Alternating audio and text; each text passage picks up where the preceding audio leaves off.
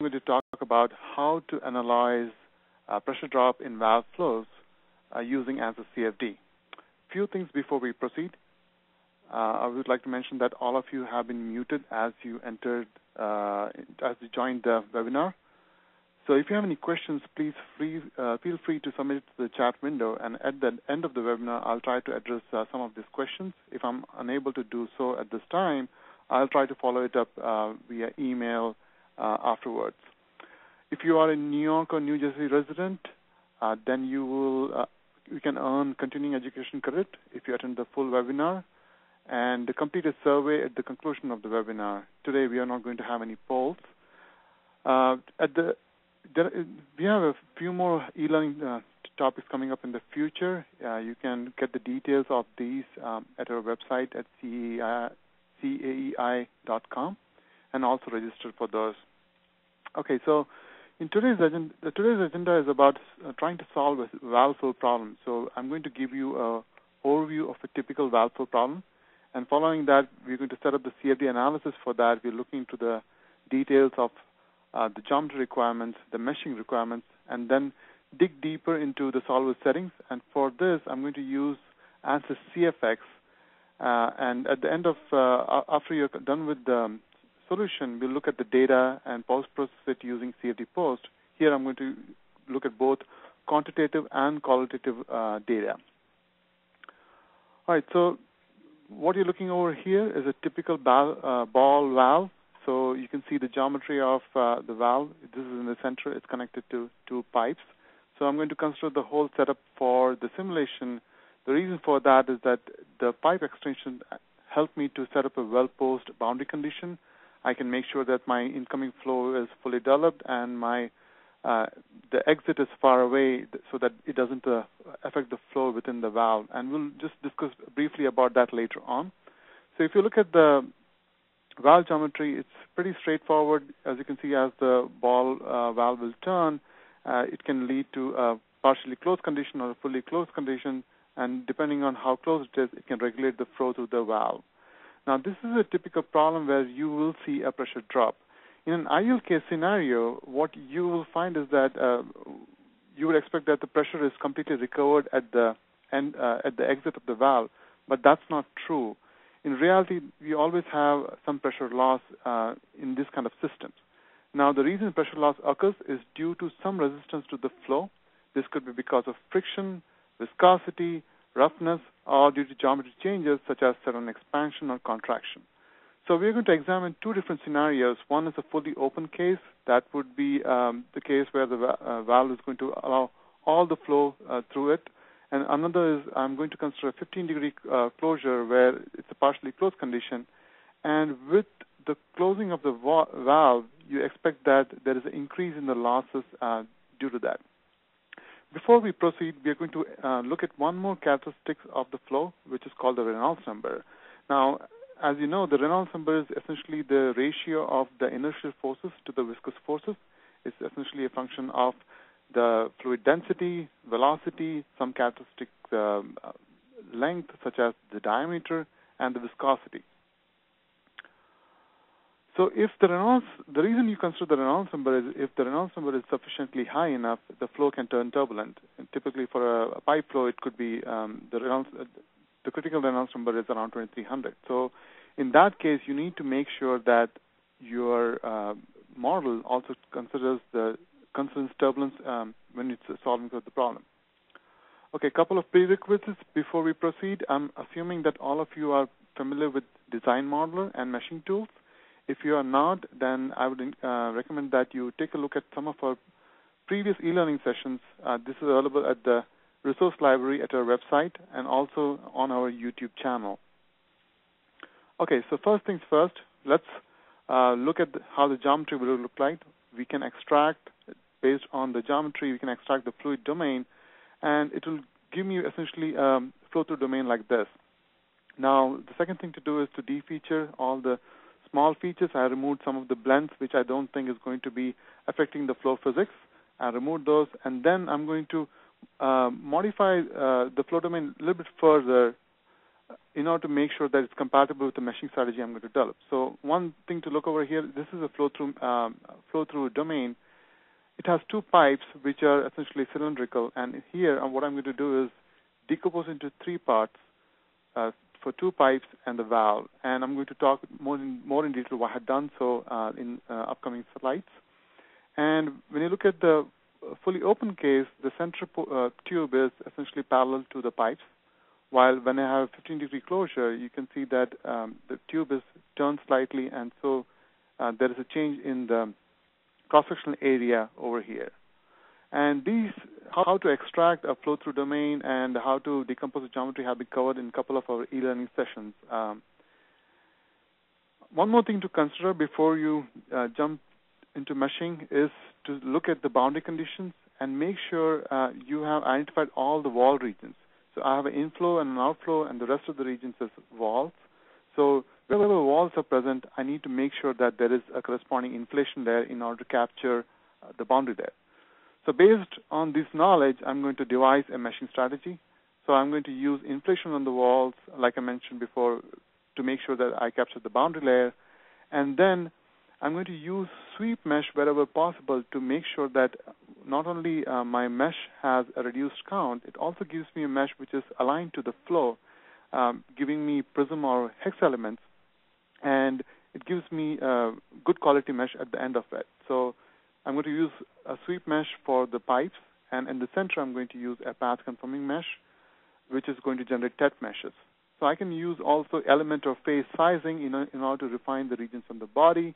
And once I'm done with that, this is how my mesh will look like. You can see that I have inflation layers on the walls, and I have tet mesh in the center, and prism elements and hex elements in the sweep section. Sorry. So once you're done with that, you need to make sure that your mesh statistics are within permissible limits. You're looking at features such as orthogonality, skewness. This will make sure that I don't run into problems when I'm running the solver. Again, how to generate these meshes and generate inflation layers have been covered in a couple of our e-learning sessions.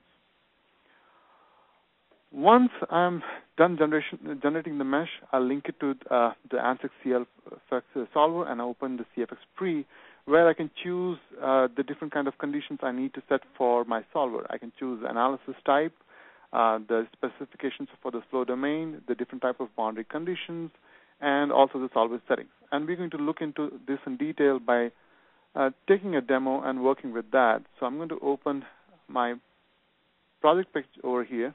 So you can see that I have different component systems. I'm going to basically choose the first set of conditions. I'm going to work with the fully open case.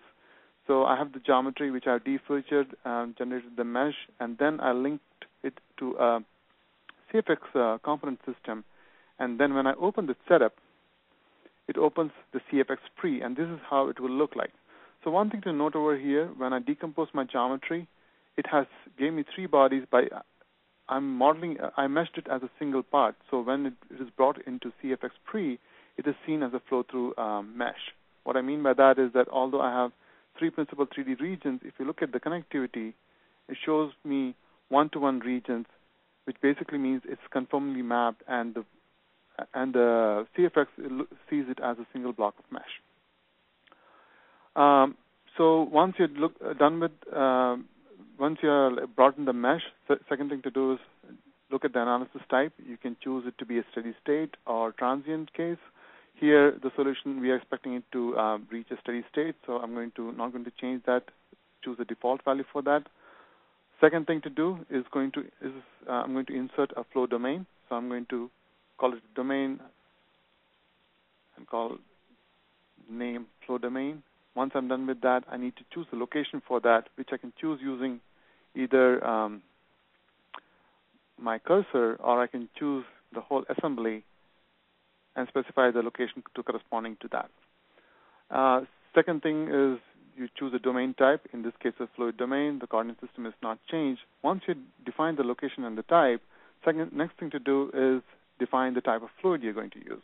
And this is selected through the material library. The default over here is air, but we are going to use water, which is an incompressible fluid. So we are going to use a constant. We're going to use the material definition for water, which has constant property, and I'm going to select that. It's a type of a continuous fluid. Once I specify that, I set a couple of other conditions, such as the buoyancy and the reference pressure. Now, setting the reference pressure, you have to be careful in order to make sure that whenever you set a reference pressure, you have to remember that CFX is working with the relative pressure. So when you look at the absolute pressure, it's basically the sum of these two. So if you set a boundary condition somewhere else, you are setting the relative pressure. It has to correspond to the reference pressure. For example, at the exit, if my flow is at 1 atmosphere, I set a relative pressure of 0, which we are going to do for this case.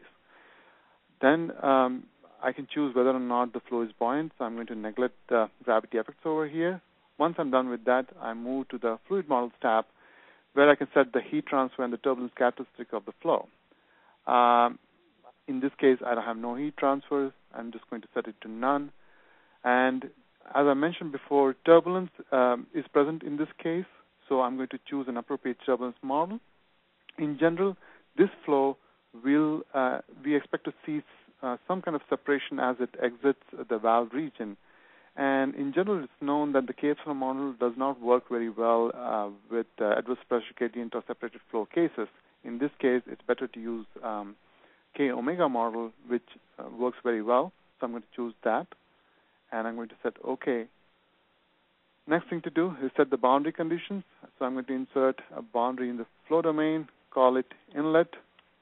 Notice that the location was automatically selected. This is because I have a name selection called inlet already over here.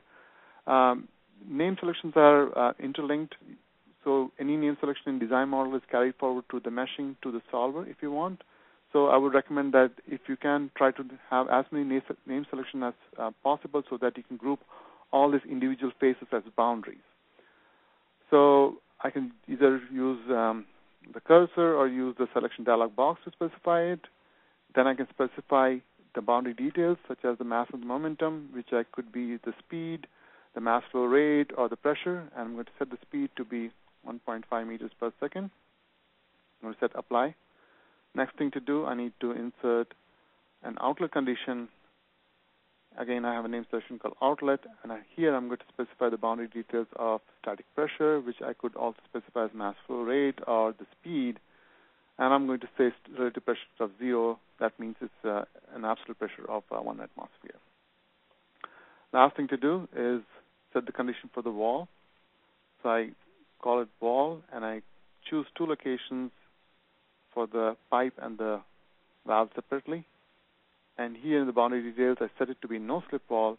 Notice I can also set the wall roughness if I want to. I'm going to choose this to be a smooth wall for this case. Okay, once you're done setting up the flow analysis, you go to the solver and you can set the solver control settings. You can go and choose the type of, the order of the scheme you want to select for these cases. For example, for the adversion scheme, I can choose a higher risk scheme or a lower risk scheme. In general, I would recommend that you always work with a higher risk scheme because it will ensure your results are more accurate. In certain cases, it might not be possible to do so, and in that case, it's better to have an initial condition using a first-order scheme, such as an upwind scheme, and use that initial condition for the next set of calculations where you use a higher-order scheme. Similarly, you can set the convergence control criteria. I set usually the maximum number of iterations to be a little bit higher to make sure that my solution is converged. And then you can choose the fluid time scale, which could be auto time scale calculated by the solver, or local time scale, or a physical time scale. In auto time scale, you can choose the length scale to be conservative, which is slower but more robust, or you can choose it to be aggressive, which is faster but could lead to stability issues if in certain cases. So I'm going to keep this as default values. I can also set my convergence criteria. I usually set my convergence criteria to be a little bit lower. I'm going to change it by order of magnitude over here. Again, this is problem dependent. The reason for that is that in certain cases, the residual values might converge faster before the global quantities, such as if you're monitoring the mass flow rate, or in this case, the pressure drop. It might not have converged while the residual quantities might have converged. So you actually didn't reach a steady state. So I lower it a little bit more to make sure my global quantities have converged. I'm going to set this to OK. So like I mentioned, I want to also monitor some of the global quantities. In this case, I'm going to define the pressure drop. So I can define an expression for that. I call it P drop, which is essentially the area average pressure at the inlet minus the area average pressure at the outlet. So the difference of the two is defined as an expression. And I go to Output Control to the Monitor tab, and I can monitor a point on an expression over here. So I call it I'm monitoring an expression for P drop. So by doing so, I'm looking at the value for P drop at every time step, and then this way I can make sure whether or not my pressure drop has converged. So once I set that, I can go to this solver, run it in serial or parallel as I want. And when I look at open the solver manager, if I look at the residue values, I can see that my mass and momentum values have converged to the desired convergence criteria.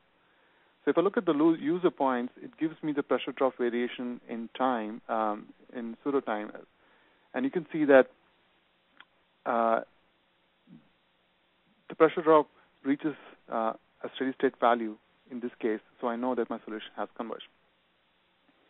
All right, so we are done running the solver. Now we take a look at the results, and we do that by opening up the results box, which opens the results in the CFD post. So this is how it looks like. So we're going to look at the quantities of interest to make sure it follows the physics that we're expecting it to do. So in this case, we're going to look at both the pressure and the velocity. So to look at the pressure, what I do is first take a section through the flow domain, create a plane, and in this plane, I can plot the pressure values. So I plot the pressure values. So you look at it, and you can see that at the outlet, the pressure is, you're looking at the relative pressure. So outlet, the pressure is 0, and at the inlet, you have a higher pressure. So as the flow enters the valve region, you see a pressure drop, and as it exits, there's a pressure increase. This happens because the fluid, as it enters the valve region, due to a smaller area, it speeds up, and with a faster flow, the pressure drops, and as it exits, due to again the area change, now the area is increased, the fluid will again deaccelerate, and in the process, the pressure is recovered. So does it follow physics? Yes, you can take a look at the flow velocity, and you can see this is exactly what happens. The flow is actually accelerating in the valve region. As it is exiting, it's deaccelerating. Another thing to notice over here is that as the flow exits, you can see that there is a low velocity region at the top and the bottom of the pipe.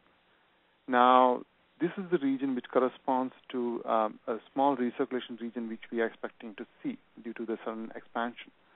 So we can look at it by we can find out whether or not it's true by looking at the streamlines, and you can see as I plot the streamlines, I indeed have two recirculation zones in this section, so which means that the flow is separating in this region. Now, if you remember, I mentioned something about having a well-posed boundary condition. Now, what would have happened if I placed my outlet boundary to be over here? Because I'm only interested in seeing the flow through the valve region. In this case, you will run into trouble. So let's look at that scenario. So I'm going to bring up the slide. So this is the scenario we're encountering right now. The flow exits, the flow separates, and there's a small recirculation zone at the top and the bottom. Now, if I place my boundary condition over here as the outlet boundary only allows for the flow to go out, not to come back in. And in this case, what will happen is that it will place a wall in these regions to make sure that the flow does not come back in. So you'll end up with a wrong solution, essentially. So this is not the right boundary condition to use. What you should do is, like we had done for this particular case, you can extend the flow domain out, if it's possible, to make sure that you have placing the outlet boundary far away from this recirculation zone so that it won't affect the flow pattern. This is the right condition to use. However, in certain cases, it might also be possible that you cannot place a faraway boundary like that. So in this case, you are better off using an opening boundary condition, which does allow for a recirculation zone and allows some of the flow to come back in. Right, so what we examined so far is we have done a qualitative comparison of the pressure and the velocity for the base case, which is the fully open case. We want to also do some quantitative analysis. For that, we can look at the numbers such as the pressure drop in the across the valve. But before we do that, I want to compare this case with another scenario where I'm modifying the geometry and making it partially closed. In this case, I'm again redoing the geometry, recreating the mesh, and then I'm linking it to a CFX system. I have exactly the same setup, the same inlet condition, and when I finish running the simulation, I can compare this using the results component system. I can link both the fully open, the partially closed cases, and if I open this in CFD post, what it does for me is it syncs up the view between the two results. So this is the fully open case and the partially closed case. So when I rotate, I can see and more of an apple-to-apple comparison between the two cases. So is also the case when I'm also plotting the variable values such as pressure or velocity. So let's take a look at that. If I plot the contour for pressure like I've done previously, same way looking at the cross-section, the same contour levels, and this gives me a comparison between the two cases. So what we notice over here is at the inlet of the partially closed case, we have a higher pressure as compared to the fully open case. Note that the exit pressures are the same. However, the inlet pressure is higher for the partially closed case. Now, what it implies is due to the change in the cross-sectional area, you require a higher pressure drop is required in order to drive the same amount of flow for the partially closed case as compared to the fully open case. Another thing to notice that you have a higher pressure drop. The pressure values are lower for the partial drop case, partial closed case at the exit of the valve. If you look at the velocity, you can notice that as the flow enters, it accelerates much faster. There's an acceleration faster than the fully open case, and the flow is deflected, and as it exits, so it creates a different flow pattern for the partially closed case as compared to the fully open case. Notice that the flow is deflected towards the top. So if I plot the streamlines, you'll note that towards the bottom I have a higher recirculation zone, and also there's a loss of symmetry in this case as compared to the previous base case we tested. All right, so this is the qualitative comparison. Now let's take a look at some of the quantitative comparisons we can do. So if we go to expressions, you will see that I have a P drop, which was the expression I monitored during the run. But this gives me the pressure drop from the inlet to the outlet. I also want to look at the pressure drop across the valve region only. So what I can do is can define two additional planes corresponding to the inlet and the outlet, plane 2 and plane 3, and I can measure the pressure drop across it. So I'm going to define a new expression called P drop valve, and I'm going to calculate the average pressure at plane 2 minus the average pressure at plane 3. So if I evaluate this expression for the case 1, which is the fully open case, you can see the pressure drop is approximately around 0.9 psi, and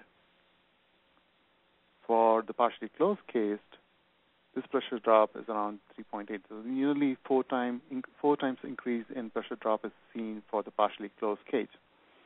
In addition to this, CFD Post has also some inbuilt functions which can be used to calculate additional quantities such as area, or in this case, I'm also interested in looking how much is the pressure force on the walls of the valve. So I'm going to choose a function called force.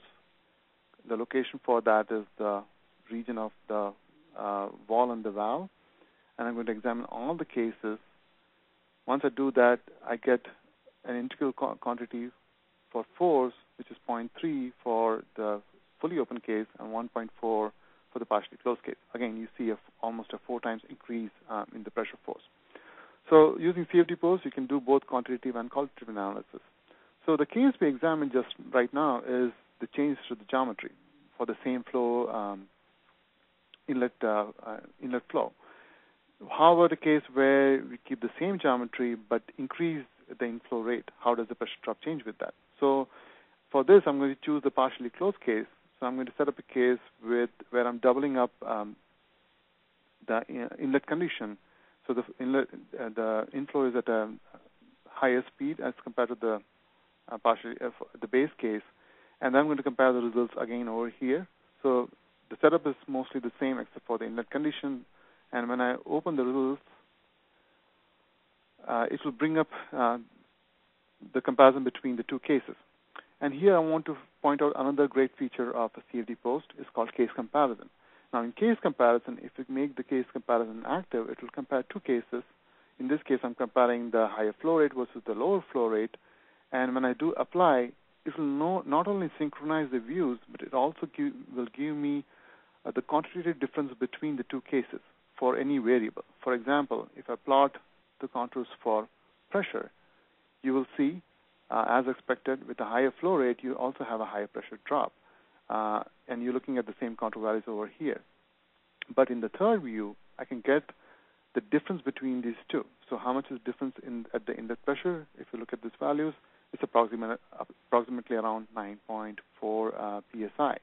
So this way, I can calculate the exact difference between the two, and I can also zoom in at different locations and compare how much is the difference in the values over there.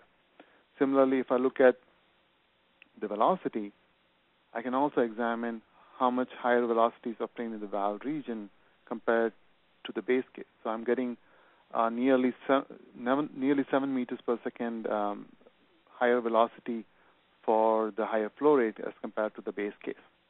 Right. So similarly, you can also examine the expressions. So let me bring up my slides and look at the results we have found so far. So we have done a comparison of the fully open case and the partially closed case. This is the difference in the geometries, and you can see that the pressure drop increases nearly twice for the partially closed case due to the increased resistance to the flow. So is also the case of the fluid force on the wall. You have nearly a 4 times increase with that.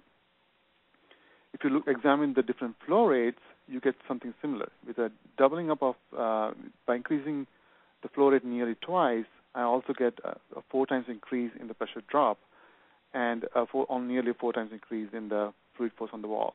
Notice in this case what I'm doing is that when I'm creating new component systems in Workbench, I'm comparing a parameter which is the inflow rate over here between the two cases, and if I wanted to do a parametric study, so for example for 10 different parameters, this will be cumbersome just doing this way.